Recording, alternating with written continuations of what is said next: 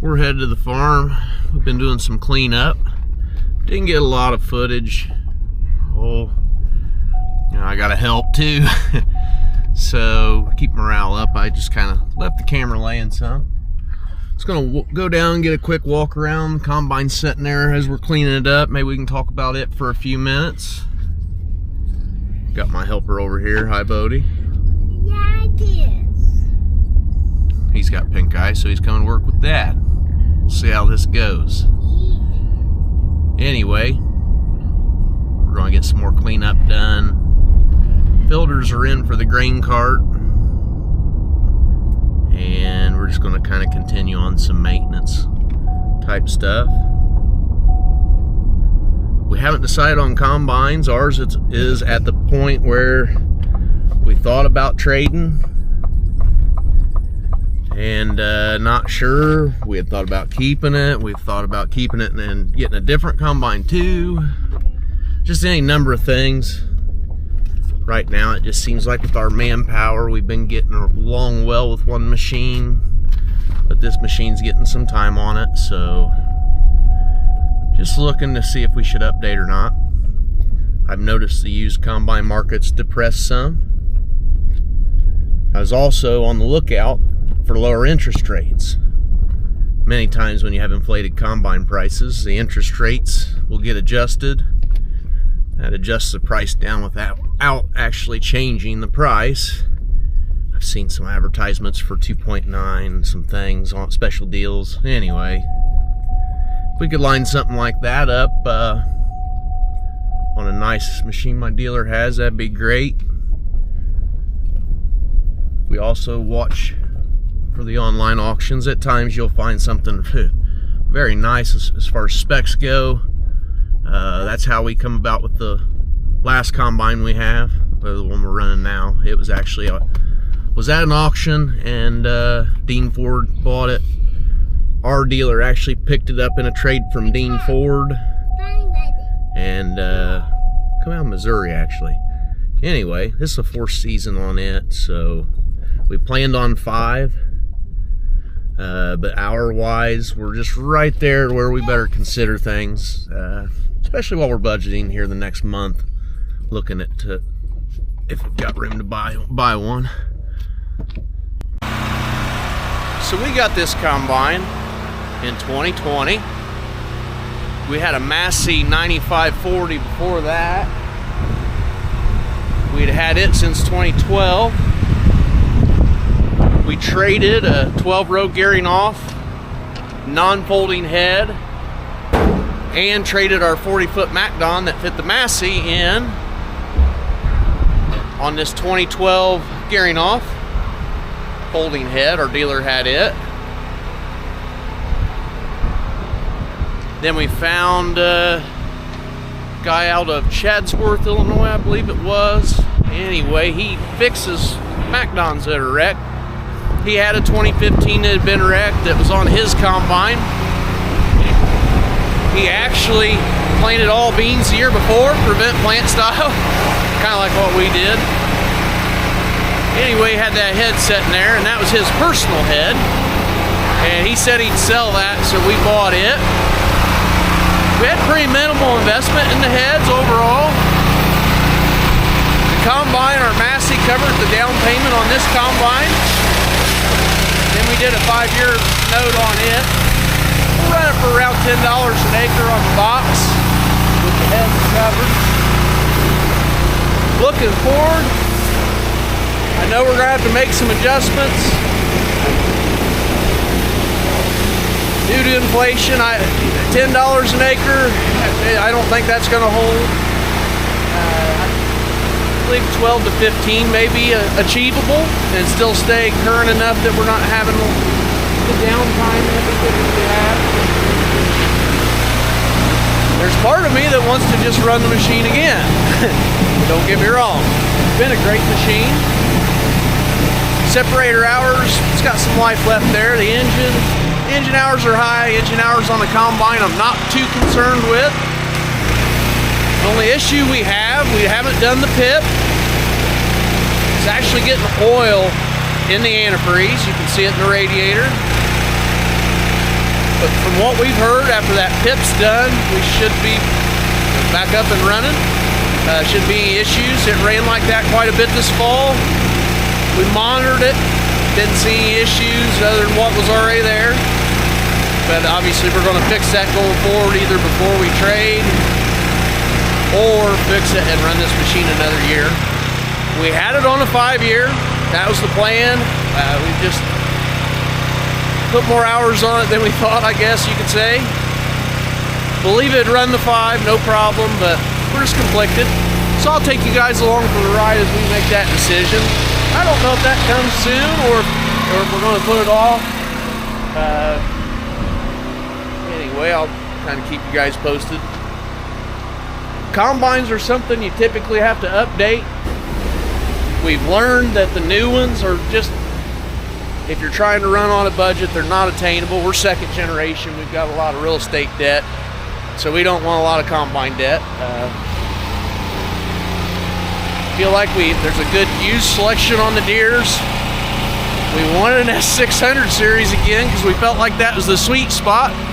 There's a 6-figure distance in similar hours between an S600 series and an S700 series.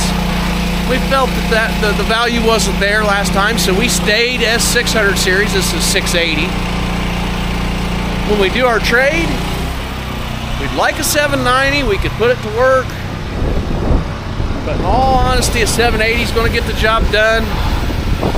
Combine's usually not the hold up.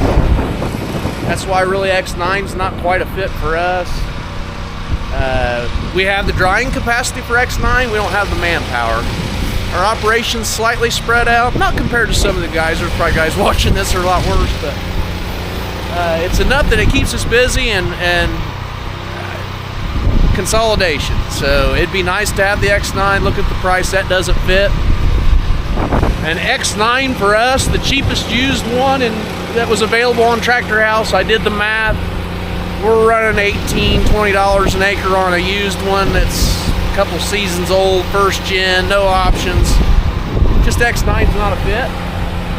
We also lose our sweet spot on the head. We can find used heads, and this gearing off, I mean, I know we put a gearbox in it. I had some videos that you guys have seen. With downtime, equipment breaks all the time. I kind of highlighted at times, but the gearing off's been a great head for us. As stated in previous videos, we're running the Calmer deck plates, and they chamfer, a little bevel there. And when those ears fall, that really helps the butt shelling. Anybody watching this, if you've got a gearing off North Star and it's butt shelling, I recommend those Calmer deck plates. It's not sponsored or anything, they actually just work pretty cool. We'd love to try the XDC rolls, the new extra decomposition rolls from Gearing Off. We've heard a lot of good about those. This is just a North Star Lead XL actually. The problem arises, we only drive on one side, and they did that for 2 years. We discussed in previous videos that the 2012 and 2013 12 rows had the option of going with the single drive. If you do the new stalk rolls, they recommend dual drive because they pull harder. I called, and 2 years ago it was a $6,000 upgrade to add the gears on the other side, and just you're running everything out the other side to the right, same as the left. You're about $6,000. Snails was another thing I looked at for this head. The augers on the ends here, it doesn't have those. Ours just has, keep the metal there. That was an expensive option as well. We're trying to get this extra clean for the guys, knowing we're going to be doing that tip. We know they're going to be climbing around inside.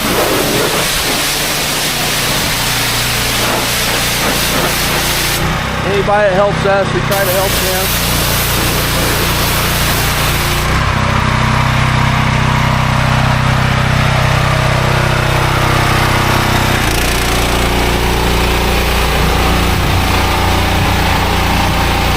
haven't done anything to this machine. It's still stock in the rotor, stock in the concaves. What we did do for our tech, he has raised the back end up. We took bolts out to make sure it's in the high setting. For us, gives the machine a little attitude, faces downhill in the front slightly. It tilts the rotor up. It seemed like it really did a lot of good for the combine. We like to do that. I know if we get a 780, first thing we'll do is jack the back up. Hear about these aftermarket concaves and things. Oh, I'm sure there's some gains to be made, or possibly are, but the good John Deere stock, from what we've seen, did not have a lot of issue. Our strong point's definitely soybeans, mid moisture and dry corn. Wet corn, while we could call it a weakness, I don't really call it a weakness. The machine does possibly grind a little more corn than what you would want, but I don't have a lot to compare it to. It's not very often you demo in 28 and 30% corn. It just doesn't happen. And the Massey, we actually didn't run in wetter corn like that. The way it was apt to shear the bolt without really cutting the gate back, so we just usually didn't run it. And it wasn't just the combine, our system wasn't equipped to handle the wet corn. At the time we were only drying 400 bushels an hour when we had wet corn, which is not doable. At the same volume now, we're 12 to 1500 at those same numbers. And with those kind of numbers, you can run the machine and you'll catch it. When we run wet corn, and I'll discuss this sometime, we actually don't put it in the wet bin. We pull it right off the truck from the dump pit. We position the truck over the pit. We pull right off of it. That allows us to run a little wetter corn. And the reason we do that, we run one machine payment, one set of guys. We're a little over 1,000 acres per man as far as manpower, 4 of us here. So that keeps us busy.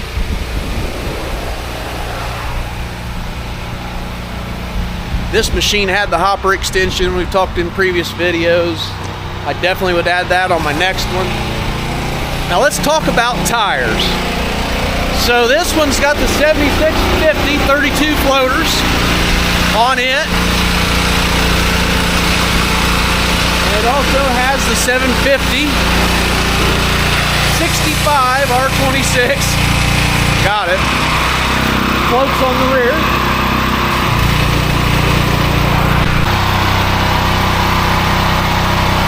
Take that back. We have a 1250 50 R32. Thought I had it.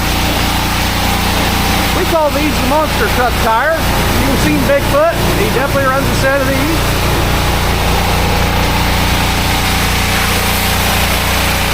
And 11 floaters on the back.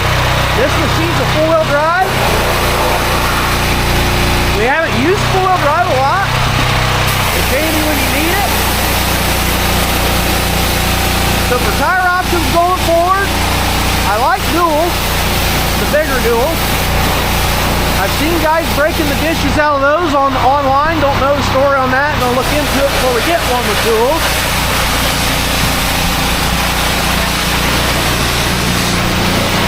But I'm thinking duals, or I really like the look of the LSW floats. So that'd be a 1250 like we have. But it'd be in an LSW series, which is the low sidewall. You have less compaction, and these have a lot of flexion, is what I call it, in the sidewall. Almost call it wallering around on the float. So you're up here in the cab and you're trying to line up, and this sidewall, this tire, you have a lot of side to side. So if you're trying to line up with your head in between here, you know, the float could move enough that you bump, and makes it kind of hard to hit compared to duals from what I've seen. Now, I haven't ran the big metric duals yet. We ran a Fent 8T, or no, a Fent 8, Fent Ideal 8, and it had the LSWs on it, and I really liked those. They also make an LSW for the back. I think that would be helpful going down the road. We bounce quite a bit with these, but if I had a combine and I had another set of those, I'd be fine. Now let's talk about some of the options we have to have. Fold up hopper with extensions is a must. High yield corn, half-mile rows, we have to have that. 45-foot draper, we have to have the power cast. Another advantage of having the machine up, not that you can't adjust the board itself, it gives you a different spread without having your tail board up. We can spread 50 feet if we have to, and saying there's not a lot of wind, I guess, for that. Now you can see we have stalk stompers on every row. I know Yetter makes Devastators, they roll, and man, they do a nice job, but just seems like they'd be more maintenance. These stalk stompers came with the head, and being on every row, it smashes them down. Now, no-till beans, I question if that's the best way to do that sometimes versus not smashing them down, but it does seem to help with residue breakdown. Now the gearing off here is nice. We have these two nuts and one here.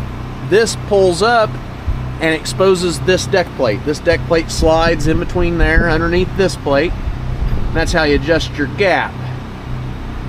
Now your knives right there, they are adjusted down here. The early models had through bolts, which were a pain. These are threaded, but what you do, you have to rotate this and get these gaps all lined up. And you set them with a feeler gauge. They're kind of a pill to set, but we don't set them every year. We'll check them, but it seems like every two, you should probably adjust on them. Will have my eye out and watching for something that would fit with XDC stalk rolls. The first head we had, we got it cheap at an auction and it broke all of these. Many times guys don't take the deck plates. You've got to take these off. You've got to pull these and clean them every year. If not, you go to move them and it snaps that arm off. So when we got that head, the red gearing off that we had, it had all of those snapped off. And that was simply somebody bought that and didn't do the maintenance. Being able to watch for that, young guys, equipment deals, you gotta find them. You can't just go buy this stuff. Not gonna make money if you do.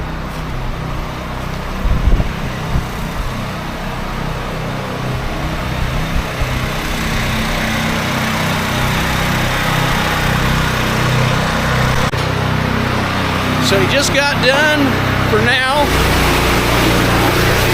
We're getting ready to move the combine. I'll take you up here for a cold start.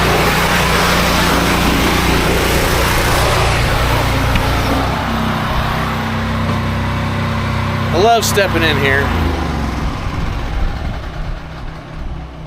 John Deere premium cab. This thing's nice. 2017, but it feels like a new one to me.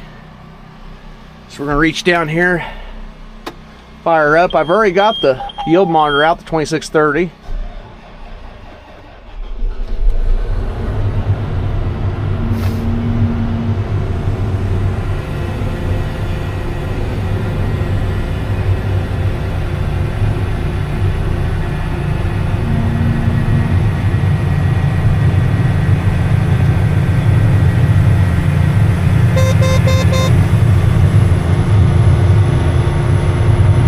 Telling me I'm low on coolant, and we already know from what the problem we have.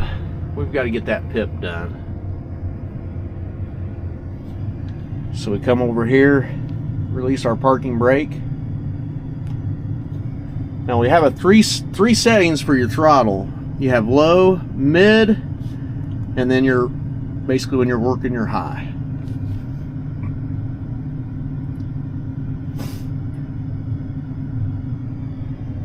gonna see how good I am at backing out of here.